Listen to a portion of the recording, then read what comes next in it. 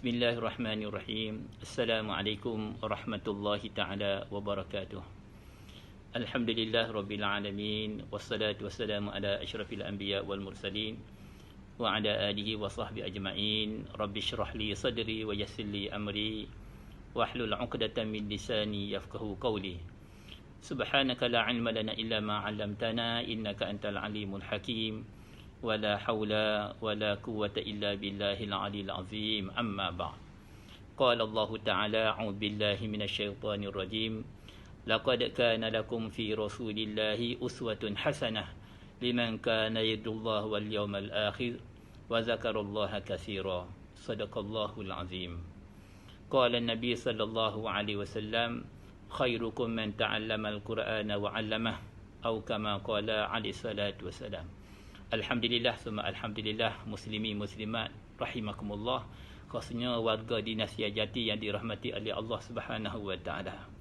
Alhamdulillah, pada hari ini hari Jumaat 15 hari bulan Rabiul Awal 1443 Hijrah bersamaan dengan 22 hari bulan Oktober 2021 Masihi. Mudah-mudahan kita semua di dalam rahmat, di dalam perlindungan Allah Subhanahu wa taala. Sayyidul Ayyam, penghulu bagi segala hari-hari Jumaat. Justru banyakkan kita selawat kepada baginda Rasulullah sallallahu alaihi wasallam. Muslimin sebab rahimakumullah. Sebut tentang baginda Rasulullah sallallahu alaihi wasallam, saya rasa dan yakin kita umat Islam di Malaysia khususnya dunia amnya masih lagi terasa bahang tentang sambutan Maulidi Rasul sallallahu alaihi wasallam. Sebut Rabiul Awal, rata-rata umat Islam di Malaysia, di Indonesia, kita sedia maklum, mereka sama-sama melakukan perarakan antara mereka berkumpul, memperdengarkan sikit sebanyak apa yang berlaku semasa hayat Nabi sallallahu alaihi wasallam, lebih-lebih lagi sambutan kelahiran baginda Rasulullah sallallahu alaihi wasallam. Justru pada pagi yang mulia ini, izinkan saya untuk membicarakan sedikit tentang keagungan kepribadian baginda Rasulullah sallallahu alaihi wasallam. Tuan-tuan puan-puan rahimakumullah, di antara insan yang paling mulia atas muka bumi selain daripada anbiya-anbiya, rasul-rasul Allah Subhanahu wa taala, rasul adalah insan pilihan. Allah Subhanahu wa taala memilih di kalangan hamba-hamba nabi-nabi yang berjumlah 200,000. Satu hadis Nabi sallallahu alaihi wasallam menyatakan daripada 200,000 para anbiya, nabi-nabi, Allah Taala pilih 313 di kalangan mereka adalah rasul-rasul Allah Subhanahu wa taala. Di kalangan rasul yang 313 Allah Taala pilih, di sana ada 5 orang yang dikatakan ulul azmi. Siapakah mereka? Nabi Allah Nuh alaihissalam, Nabi Allah Musa alaihissalam, Nabi Allah Ibrahim alaihissalam, Nabi Allah Isa alaihissalam, dan kelimanya ialah Muhammad ibni Abdullah Rasulullah sallallahu alaihi wasallam. Di kalangan mereka yang 5 ini ada gelaran mereka. Jikalau Nabi Allah Musa dikenali sebagai Kalimullah, Nabi Allah Ibrahim sebagai Khalilullah, Nabi Allah Isa sebagai Ruhullah, dan baginda Rasulullah sallallahu alaihi wasallam dikenali sebagai Habibullah, kekasih Allah Subhanahu wa taala. Allah Taala muliakan baginda Rasulullah sallallahu alaihi wasallam.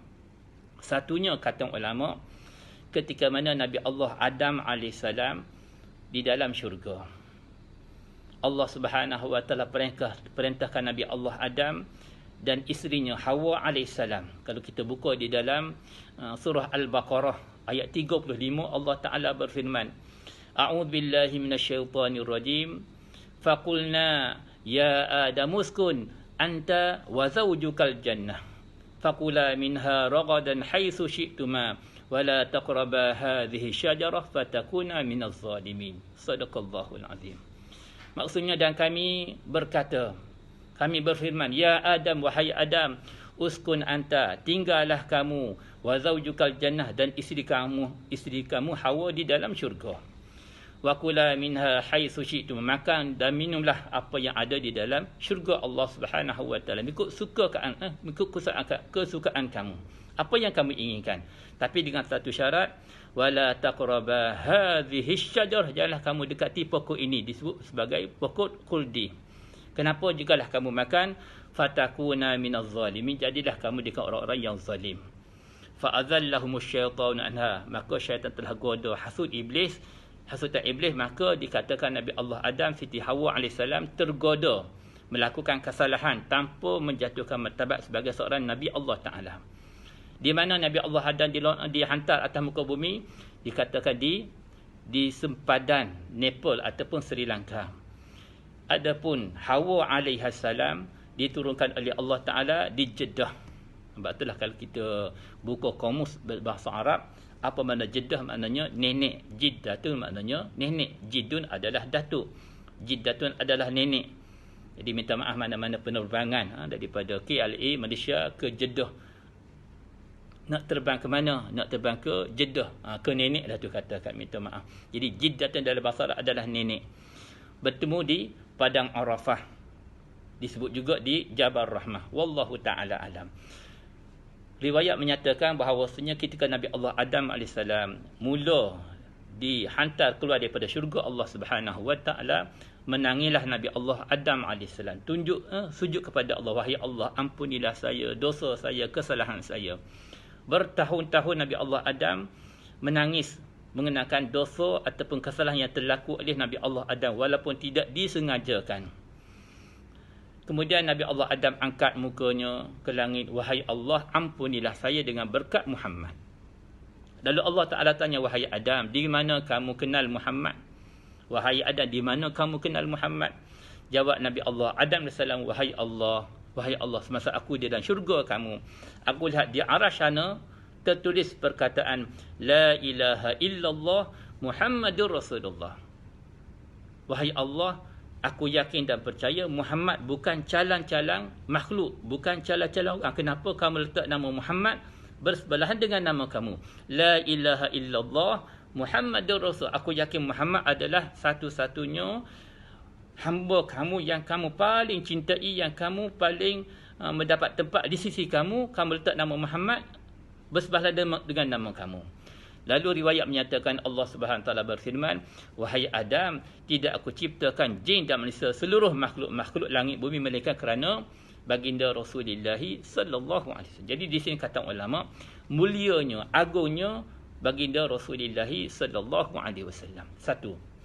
Kemudian Allah Subhanahu Wa Taala menyatakan untuk kita datangnya kasih sayang, redha Allah Subhanahu Wa Taala, pengampunan Allah Ta'ala terhadap diri kita, tak dapat tidak hendaklah kita ikuti jejak langkah sunnah Nabi SAW. Di dalam surah Ali Imran ayat 31 Allah Ta'ala berfirman, A'udzu billahi minasyaitonir rajim. Qul in kuntum tuhibbunallaha fattabi'uni yuhibbukumullah wa yaghfir lakum dzunubakum wallahu ghafurur rahim. Sadaqallahul azim. Surah Ali Imran ayat 31. Maksudnya, wahai Muhammad, qul, katakanlah kepada umat-umat kamu, in kuntum tuhibbunallah, jika sebenarnya kamu mencintai Allah Subhanahu Wa Taala, fattabi'uni, follow me, ikutilah aku, ikutlah Muhammad baginda Rasulullah sallallahu alaihi wasallam. Dua kamu dapat. Pertama, yuhibbukumullah, kamu akan dicintai oleh Allah Subhanahu Wa Taala, wa yaghfir lakum dzunubakum, dan Allah Taala akan ampuni segala dosa-dosa kamu. Dzunubakum plural jamak, dosa-dosa kamu akan mendapat pengampunan di sisi Allah Subhanahu Wa Taala. Wallahu ghafurur rahim, Allah Taala Maha Pengampun lagi Maha Penyayang. Subhanallah tabaraka. Pengampunan dosa daripada Allah, juga redha Allah Taala akan datang bila mana fattabi'uni, kita follow baginda Rasulullah sallallahu alaihi wasallam. Ingat saya satu hadis baginda Rasulullah sallallahu alaihi wasallam, baginda pernah bersabda, la yu'minu ahadukum hatta yakuna hawahu tab'an lima ji'tu bih. Maksudnya tidak sempurna iman salah seorang daripada kamu hatta sehingga yakuna, jadilah hawahu, keinginan hawa nafsunya, tab'an lima ji'tu bi, mengikuti apa yang aku bawa. Agama yang aku bawa hendaklah kamu sebagai umatku ikuti jejak langkah aku. Kenapa? Baginda sallallahu alaihi wasallam adalah idola kita, adalah uswatun hasanah. Kalau kita buka dalam surah Al-Ahzab ayat 21. Surah Al-Ahzab ayat 21 Allah Ta'ala berfirman, A'udzubillahi minasyaitonir rajim. Laqad kana lakum fi Rasulillahi uswatun hasanah. Laqad, sesungguhnya, kana lakum adalah bagi kamu wahai umat manusia. Khusus bagi kamu. Fi Rasulillah, pada diri Nabi sallallahu alaihi wasallam, apa dia? Uswatun hasanah, satu ikutan yang terbaik. Kepada siapa khasnya? Kepada 3 golongan. Satu, liman kana yarjullaha wal yawmal akhir, bagi orang yang ingin untuk jumpa Allah Ta'ala, mencari redha Allah dan mendapat ganjaran pahala dari Allah Ta'ala di hari akhirat. Wa zakarullah katsira, dan mereka ingati Allah Ta'ala sebanyak-banyaknya. Jadi orang yang rindu untuk jumpa Allah, idola dia adalah baginda Rasulullah sallallahu alaihi wasallam. Tuan-tuan puan-puan rahimakumullah, siapakah sebenarnya baginda Rasulullah sallallahu alaihi wasallam yang dikatakan adalah makhluk ataupun manusia yang terbaik, yang dipilih oleh Allah Subhanahu wa taala? Allah Taala angkat martabat Nabi sallallahu alaihi wasallam di dalam surah Al-Insyirah ayat 4. Kita baca surah Alam Nashrah ayat 4. A'udzubillahi minasyaitonir rajim. Wa rafa'na laka zikraka, wahai Muhammad, kami telah mengangkat, wa rafa'na laka, untuk kamu, zikraka, akan sebutan nama kamu. Di langit sana nama kamu dikenali ramai oleh malaikat-malaikat Allah Subhanahu wa taala. Wa rafa'na laka zikraka, nama kamu sentiasa disebut oleh bibir-bibir umat kamu, wahai Muhammad sallallahu alaihi wasallam. Wa rafa'na laka zikraka. Kalau kita buka dalam surah Al-Qalam juzuk yang ke-29, Allah Subhanahu wa taala menyatakan bahawasanya kedudukan baginda Rasulullah sallallahu alaihi wasallam begitu tinggi. Ayat 3 dan ayat 4, satunya tentang ganjaran yang akan diperoleh oleh Nabi sallallahu alaihi wasallam. Surah Al-Qalam ayat 3. A'udzubillahi minasyaitonir rajim. Wa inna laka la ajran ghaira mamnun. Wahai Muhammad, sesungguhnya dan sesungguhnya untuk kamu, wa inna laka, sesungguhnya untuk kamu wahai Muhammad, la ajran, ganjaran pahala yang begitu banyak. Berapa banyak? Ghaira mamnun, tanpa putus-putus. Subhanallah tabaraka. Kenapa? Baginda sallallahu alaihi wasallam adalah Rasul Allah Taala, mengajak umat beriman kepada Allah. Sayyidina Abu Bakar masuk Islam. Hari yang sama ajak 6 orang, termasuklah Sayyidina Uthman bin Affan. Maka amalan, ibadat, kesolehan, perkara yang baik dilakukan oleh sahabat-sahabat dapat pada Sayyidina Abu Bakar, dapat kepada catatan buku catatan Nabi sallallahu alaihi wasallam. Ayat 4, wahai Muhammad, wa innaka la'ala khuluqin azim. Sebenarnya kamu wahai Muhammad berada di atas akhlak yang mulia. Tuan-tuan puan-puan rahimakumullah, kalau kita belajar bahasa Arab, di sini Allah Taala mentakkidkan pada kita hujah bahwasanya wahai Muhammad, wa innaka, sunnya kamu, wa innaka, sunnya kamu la ala, di atas. Kalau kita belajar bahasa Arab, ala ni maknanya atas.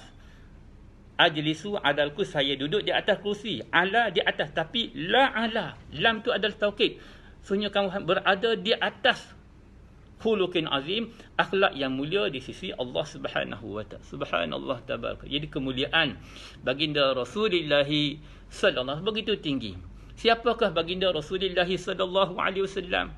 Kepribadian baginda, di antara khususiat ataupun keistimewaan Nabi sallallahu alaihi wasallam ialah satu, bila mana Nabi sallallahu alaihi wasallam berjalan, tuan-tuan dan puan-puan, baginda berjalan, baginda tidak ada bayang. Kalau kita lah minta maaf, ada bayang-bayang di bawah di lampu di malam hari ataupun di siang hari, ada cahaya matahari, ada bayang kita. Nabi SAW tidak ada bayang. Satu. Keduanya, Nabi SAW boleh melihat di belakang bagaimana baginda lihat di hadapan. Baginda nampak di belakang. Kalau kita minta maaf, di hadapan, di belakang dia pun tak nampak. Tapi Nabi SAW di bahagian belakang pun baginda boleh nampak. Baginda boleh lihat di bahagian belakang macam mana baginda lihat di bahagian depan pun. Dua. Dan lalat dikatakan tidak pernah terkena akan hinggap di tubuh jasad Nabi sallallahu alaihi wasallam. Lalat tak pernah hinggap di tubuh jasad Nabi sallallahu alaihi wasallam. Lalat sejenis binatang yang agak kotor tak pernah hinggap di tubuh jasad Nabi sallallahu alaihi wasallam. Yang keempat, bila mana Nabi sallallahu alaihi wasallam berjalan, jumpa dengan binatang-binatang khasnya, binatang tidak akan lari. Binatang begitu jinak datang hampir kepada baginda Rasulullah sallallahu alaihi wasallam. Kalau kita lah minta maaf, kita ada lembu, ada kuda, ada biri-biri dan sebagainya. Kadang-kadang biri-biri lari daripada kita, kuda lari daripada kita, lembu lari daripada kita. Ingat dulu satu masa penyembelihan Idul Adha. Nak sembelih, bismillah ya Allahu akbar. Lembu tu lembu buas. Dia telah tendang tukang sembelih. Terbang. Kadang-kadang boleh mati pun. Dia pijak dan sebagainya. Tetapi Nabi SAW, binatang-binatang menghampiri baginda Rasulullah SAW. Demikian juga minta maaf bila mana Nabi SAW qada hajat, buang qada hajat yang besar, maka najis Nabi SAW tidak kelihatan. Kenapa? Dimakan ataupun ditelan oleh bumi itu sendiri. Nampak? Begitu hebatnya baginda SAW. Yang dikata baginda sepanjang hidup baginda tak pernah menguap pun. Baginda tak pernah menguap. Dalam satu hadis, menguap itu daripada syaitan. Nampak? Dan Nabi SAW walaupun pada zahirnya mata baginda tidur, tapi hati Nabi SAW tetap celik. Tetap terjaga. Walaupun mata tidur tapi hati tetap terjaga. Sebab itulah baginda walaupun tidur bangun untuk dirikan solat. Kenapa? Hati baginda sentiasa banyaklah di antara dia punya khususiat, keistimewaan yang ada pada baginda Rasulullah sallallahu alaihi wasallam. Dan baginda dihantar untuk siapa? Rahmatan lil alamin, untuk alam seluruhnya. Sehingga dikatakan bermulanya dunia diciptakan oleh Allah Subhanahu wa taala, matahari yang memancar, dan tidak ada hari di mana yang lebih menceriakan seluruh penduduk langit dan bumi, makhluk-makhluk Allah Subhanahu wa taala, di mana hari lahirnya baginda Rasulullah sallallahu alaihi wasallam. Dan tidak ada hari yang lebih yang mendukacitakan, yang menyuramkan, yang menyedihkan hari di mana wafatnya baginda Rasulullah sallallahu alaihi wasallam. Sehingga dikatakan wafatnya Nabi sallallahu alaihi wasallam, hari wafatnya baginda ditangisi oleh langit dan bumi. Makhluk-makhluk Allah Subhanahu taala turut meratapi kewafatan Nabi sallallahu alaihi wasallam. Kenapa? Dialah baginda merupakan manusia yang paling sempurna atas muka bumi Allah Subhanahu wa taala. Cukup sifat dengan penuh kepribadian, sifat-sifat yang mulia ada pada diri Nabi sallallahu alaihi wasallam. Sebab itulah bila mana Nabi sallallahu alaihi wasallam hampir wafat, dua perkara yang diwasiatkan oleh baginda. Dua perkara yang diwasiatkan oleh Nabi SAW. Pertama ialah ummati. Maka baginda ingatkan umat dia. Nabi ingatkan umat. Dan disebut akan perintah Allah Subhanahu wa taala, as-salah wa ma malakat aymanukum. Sebahagian mufassir menyatakan bahawasanya lihat betapa Nabi SAW ingatkan kita sebagai hamba, jagalah solat kita. Kenapa? Hubungan dengan Allah yang paling utama ialah solat. Hadis menyebut bila mana baiknya solat, baik seluruh amalan. Buruknya solat, buruklah seluruh amalan. Nampak? Hubungan dengan Allah pertama adalah solat. Yang kedua adalah wa ma malakat aymanukum, jagalah hubungan dengan hamba sahaya. Hubungan dengan manusia, hamba sahaya. Hamba sahaya yang minta maaf yang boleh diguna pakai. Orang tawanan perang dibeli sahabat-sahabat, boleh dijual beli. Nampak? Hamba sahaya. Maka jagalah kamu hubungan kamu dengan hamba, jangan zalimi mereka. Sebahagian mufassir menyatakan, tengok baginda menitik beratkan hubungan dengan seorang yang berada pada tahap yang begitu rendah kedudukannya. Jikalah hamba sahaya dititik berat oleh baginda untuk kita jaga, cakna terhadap hak-hak mereka, apatah lagi hak dengan jirannya, dengan tetamunya, dengan keluarganya, dengan ibunya, dengan ayahnya, dititik oleh baginda Rasulullah sallallahu alaihi wasallam. Indah kehidupan kita. Jadi bila benar baginda hampir wafat, baginda wasiatkan kita, jagalah perintah Allah, sembahyang kita, solat kita. Bukan saja yang fardu, bahkan yang sunat pun. Yang sunat kita jaga dengan sebaik-baiknya. Baginda Rasulullah sallallahu alaihi wasallam selalu kita dengar dimuliakan oleh Allah Subhanahu wa taala, sehingga Allah Taala sendiri selawat kepada baginda Rasulullah sallallahu alaihi wasallam. Malaikat-malaikat pun juga turut selawat kepada baginda Rasulullah sallallahu alaihi wasallam. Dan selawat kita yang kita panjat kepada baginda akan disampaikan kepada baginda. Dalam satu hadis Nabi sallallahu alaihi wasallam selalu kita baca, selalu kita dengar, baginda bersabda, inna lillahi malaikatan sayyahina fil ard yuballighu an ummati salam. Maksudnya sesungguhnya Allah Taala memiliki malaikat-malaikat yang begitu ramai, sayyahina fil, bertebaran atas muka bumi, ke hulu ke hilir, ke sana kemari, timur barat, utara selatan. Nampak?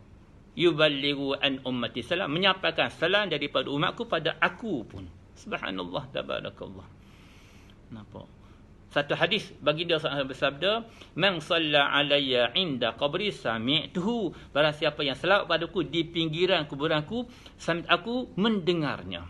Wa man salla alayya na'iyan ublightuhu, barang siapa yang menyampaikan selawatnya padaku jarak yang jauh, di mana? Di Nasihat Jati, di mana? Damansara, di mana? Kuala Lumpur, di mana? Jepun, Korea, Amerika, ublightuhu, disampaikan selawatnya kepada aku pun. Dalam hadis ini Nabi SAW menyebut bahasanya sami'tu, aku mendengarnya. Tuan-tuan, puan-puan rahimakumullah, di sini timbul persoalan mungkin. Ustaz, betulkah Nabi mendengar? Nabi hidup lagi kah? Tidakkah Nabi SAW dah wafat? Tidakkah baginda telah wafat? Bila mana hari wafatnya Nabi SAW, Sayyidina Umar bangun, hunuskan pedang dia dalam masjid. Apa kata Sayyidina Umar? Wahai kamu sahabat-sahabat, siapa yang menyatakan Muhammad baginda SAW wafat, aku akan pancung, aku akan potong tangan dan kakinya. Tidaklah Muhammad malaikat menghadap Allah Ta'ala sebagaimana Nabi Allah Musa menghadap Allah di Bukit Tur Sina. Seolah-olah Sayyidina Umar tidak boleh menerima seolah-olahnya tentang wafatnya Nabi SAW. Tuan-tuan puan-puan rahimakumullah, datangnya Sayyidina Abu Bakar di luar sana, Masya Allah, sahabat-sahabat kebingungan, tidak keruan. Dia punya suasana yang tidak keruan, katakan, dalam keadaan yang sedih, menyuramkan wafatnya Nabi SAW. Sahabat kebingungan, katakan, tak dapat terima hakikat wafatnya baginda. Apa yang berlaku? Sayyidina Abu Bakar masuk dalam masjid, tengok Umar hunuskan pedang dia. Apa kata Umar? Wahai sahabat-sahabat, jikalah kamu menyatakan Muhammad telah wafat, aku akan potong tangan dan kaki dia. Tuan-tuan puan, Sayyidina Abu Bakar As-Siddiq masuk dalam masjid. Umar, sit down. Sit down on your place. Sit down. Umar duduk. Lalu Abu Bakar As-Siddiq membaca firman Allah Subhanahu wa taala, a'udzubillahi minasyaitonir rajim. Wa ma Muhammadun illa rasul qad khalat min qablihi ar-rusul afa immata aw qutila aw inqalaqtum ala a'qabikum. Maksudnya, tidaklah Muhammad itu melainkan akan rasul-rasul macam mana biasa. Telah lalulah akan sebelumnya akan rasul-rasul yang ramai. Adakah jikalah baginda itu mati ataupun disyahidkan, dibunuh, kamu akan patah balik ke murtad pada Allah SWT? Tidak. Nampak? Dengar ayat ini, Umar menjawab, seolah-olah baru hari ini aku dengar, walau aku membaca hari-hari Al-Quranul Karim. Nak bagi tahu bahasanya Sayyidina Umar sendiri tak dapat menerima tentang hakikat wafatnya Nabi SAW. Balik kita pada soalan yang mungkin timbul di kalangan kita, Ustaz, adakah Nabi SAW masih hidup? Dia kan baginda dah wafat. Nabi hidup lagi ke? Man salla alayya inda qabri, siapa yang selawat padaku di pinggiran kubur samit, aku mendengar. Saya tidak nak jawab akan soalan ini. Saya kemukakan satu soalan sebagai jawapan dia. Tuan-tuan, puan-puan rahimakumullah, ketika mana baginda Rasulullah SAW dipilih oleh Allah Mi'raj, Isra' daripada Makkah ke Baitul Muqaddis, Mi'raj daripada Baitul Muqaddis ke Sidratul Muntaha. Nabi SAW melalui akan 7 lapisan langit. 7 lapisan langit. Langit yang pertama Nabi Allah Adam baginda jumpa. Langit kedua Nabi Allah Isa dan Yahya. Langit yang ketiga Nabi Allah Yusuf. Keempat Nabi Allah Idris. Kelima Nabi Allah Harun. Keenam Nabi Allah Musa. Ketujuh Nabi Allah Ibrahim alaihissalam. Di langit yang keenam Nabi SAW berjumpa dengan Nabi Allah Musa alaihissalam. Nabi Allah Musa tanya, wahai Muhammad, apa yang kamu terima daripada Allah? Jawab Nabi SAW, solah 50 waktu. Wahai Muhammad, banyak tu. Banyak. Aku khawatir umat kamu tak mampu untuk melakukannya. Minta ringankan dengan Allah Ta'ala. Dalam hadis Ibnu Majah, Nabi SAW naik semula. Jumpa Allah Ta'ala. Dikurangkan 45. Naik lagi 40, 35, 30, 25, 20, 15, 10. Sampailah 5. Wahai Muhammad, apa yang kamu terima? 5 kali solat sehari semalam. Wahai Muhammad, aku khawatir umat kamu tak mampu. Jawab baginda, lebih kurang. Aku malu untuk menghadap Allah Ta'ala, dikurangkan. Tuan-tuan dan puan-puan. Baginda di langit ke-6 jumpa dengan siapa? Nabi Allah Musa AS. Saya nak tanya, tidakkah Nabi Allah Musa dah wafat? Di mana kuburan baginda Musa? Di Mesir. Bagaimana boleh berada di langit yang ke-6? Jawab. Di langit yang ke-7 Nabi SAW berjumpa dengan Nabi Allah Ibrahim. Di dalam kitab Riyadhus Salihin dinyatakan satu hadis, wahai Muhammad, bagi tahu kepada umat kamu, syurga subur tanahnya, manis airnya, luas kawasannya. Justru hendaklah kamu, wahai Muhammad, sampaikan salam kepada umat kamu, dan hendaklah mereka perbanyakkan menanam dengan subhanallah, alhamdulillah, Allahu Akbar. Zikir kita menumbuhkan tanaman di syurga Allah Ta'ala. Saya nak tanya, tidakkah Nabi Allah Ibrahim dah wafat? Kenapakah Nabi Allah boleh lagi berdialog dengan baginda di langit yang ke-7? Walhal baginda masih lagi hidup semasa Mi'raj. Justru kata ulama, minta maaf, jangan kita silap tafsir di dalam kehidupan para anbiya. Dalam satu hadis Nabi SAW, al-anbiya ahya'un fi quburihim yusallun. Nabi-Nabi Allah hidup di dalam kubur mereka dan mereka sembahyang pun. Walaupun pada zahirnya telah wafat, tapi hakikat di sisi Allah Ta'ala, mereka hidup. Ingat saya di dalam firman Allah Ta'ala. Mungkin tuan-tuan puan, kalau kita sebut hadis-hadis Nabi SAW, mungkin dia timbul persoalan. Betul ke Ustaz, hadis ni Ustaz? Mungkin hadis dhaif, mungkin hadis maudhu', hadis palsu. Nampak? Mungkin timbul persoalan. Tak apa, saya boleh terima walaupun tak boleh terima akan hujah kamu. Tuan-tuan puan-puan, saya nak datangkan tentang ayat Quran. Di dalam Al-Quran ada 2 tempat Allah Ta'ala menyatakan orang yang mati syahid hidup di sisi Allah Subhanahu Wa Ta'ala. 2 tempat. Seluruh Al-Quran dia bermula daripada Al-Fatihah, An-Nas. Ada 2 tempat kita boleh rujuk, boleh tengok tafsir. Allah Ta'ala menyatakan orang yang mati syahid hidup di sisi Allah. Satu, kita buka surah Al-Baqarah ayat 154. Surah Al-Baqarah ayat 154. A'udzubillahi minasyaitonirrajim.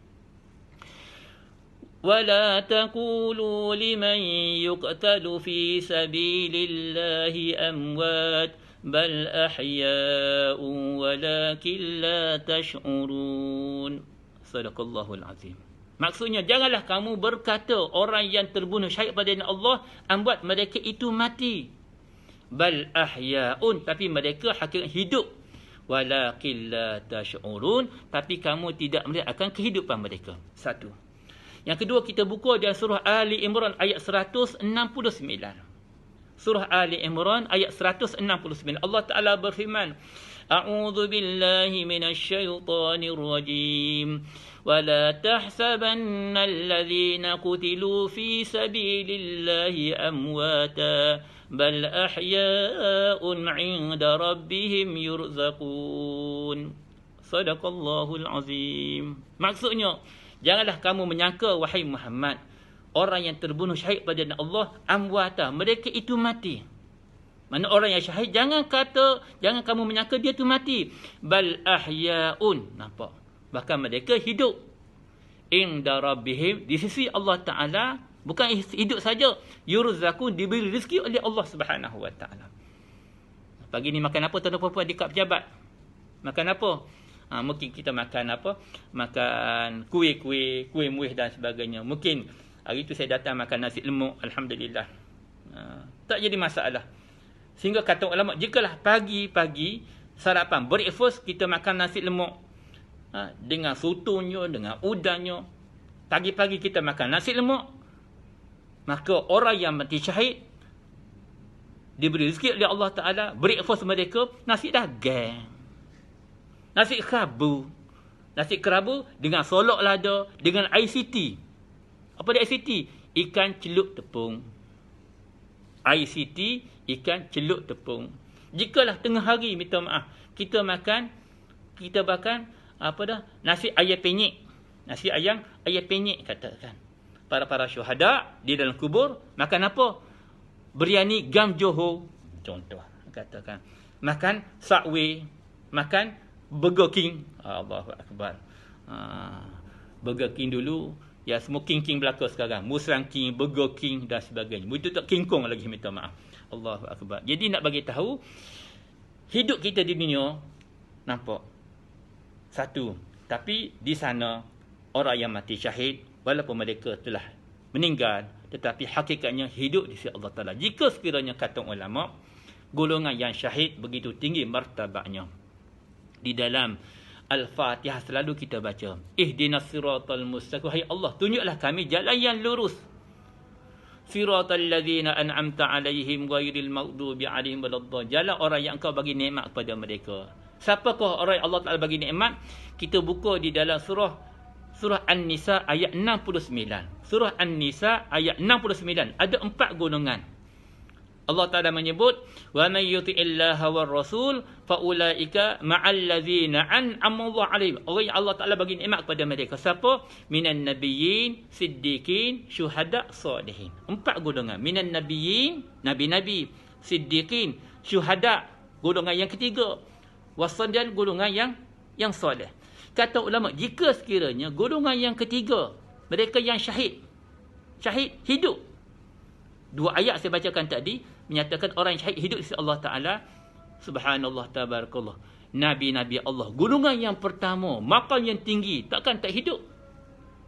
Allah Ta'ala muliakan orang mati syahid, golongan yang ketiga, minan nabiyyin, siddiqin, syuhada hidup. Apatah lagi golongan rasul-rasul dan anbiya Allah Ta'ala. Jelas di sini, walaupun pada zahirnya nabi-nabi telah wafat, tapi si Allah Ta'ala mereka tetap hidup si Allah Subhanahu Wa Ta'ala. Mudah-mudahan dengan sambutan Maulid Rasul sallallahu alaihi wasallam dan hari ini kita masih lagi terasa bahang cinta kita pada Nabi sallallahu alaihi wasallam, dan tak dapat tidak untuk datangnya redha Allah Ta'ala, pengampunan hadap diri kita. Follow me, fattabi'uni. Ikutlah aku, ikutlah Muhammad. Bagaimana kehidupan kita, keluarga kita, anak isteri kita, adanya kehidupan Nabi SAW. Maka sebanyak itulah datangnya rahman Allah, datangnya pengampunan Allah, datangnya keberkatan Allah, datangnya rahmat Allah Ta'ala, datangnya perlindungan daripada Allah Ta'ala untuk diri kita, keluarga kita dan umat hakikatnya seluruhnya. Mudah-mudahan dengan tazkirah ringkas daripada saya dapat membangunkan semangat kita, minda kita, keazaman kita untuk kita datang kepada rahmat dan pengampunan Allah Subhanahu Wa Ta'ala. Kita banyakkan doa, mudah-mudahan diri kita dipilih oleh Allah Ta'ala sebagai umat Nabi SAW, yang mana kita kembali kepada Allah, baginda kenal kita sebagai umat baginda. Kenapa? Amalan kita, harian kita, pagi petang kita, siang malam kita adalah mirip bagaimana kehidupan baginda sallallahu alaihi wasallam. Insya-Allah saya khawatir, minta maaf, jikalah umat hari ini kehidupan mereka lari daripada landasan yang sebenar. Hari ini kita selalu dengan SOP di dunia. Alhamdulillah kita jaga penjarakan kita, tapi kita pergi kepada SOP syariatnya, SOP sunnah of Prophet Nabi sallallahu alaihi wasallam. Hendaklah kita hayati dalam kehidupan kita. Mudah-mudahan kita mendapat rahmat Allah dan dikenali oleh Nabi SAW di Telaga Kausar untuk dapat syafaat daripada baginda Rasulullah sallallahu alaihi wasallam. Sekian sahaja untuk kali ini, yang baik daripada Allah Subhanahu Wa Ta'ala. Mudah-mudahan kita mendapat rahmat daripada Allah. Sama-sama kita panjatkan doa. Bismillahirrahmanirrahim. Alhamdulillahirabbil alamin. Wassalatu wassalamu ala asyrafil anbiya wal mursalin wa ala alihi washabbihi ajma'in. Rabbana atimim lana nurana waghfir lana innaka ala kulli syai'in qadir. Rabbana hab lana min azwajina wa dhurriyyatina كل وجعلنا للمتقين إماما ربنا آتنا في الدنيا حسنة وفي الآخرة حسنة وقنا عذاب النار اللهم إنا نسأل الهدى والتقى والعفاف والغنى اللهم إنا نسألك من خير ما سألك من نبيك محمد صلى الله عليه وسلم ونعوذ بك من شر ما استعاذك من نبيك محمد صلى الله عليه وسلم وأنت المستعان عليك البلاغ ولا حول ولا قوة إلا بالله العلي العظيم ربنا آتنا في الدنيا حسنة وفي الآخرة حسنة وقنا عذاب النار وصلى الله على سيدنا محمد وعلى آله وصحبه أجمعين سبحان ربك رب العزة عما يصفون وسلام على المرسلين والحمد لله رب العالمين تقبل الله منكم منا ومنكم تقبل يا كريم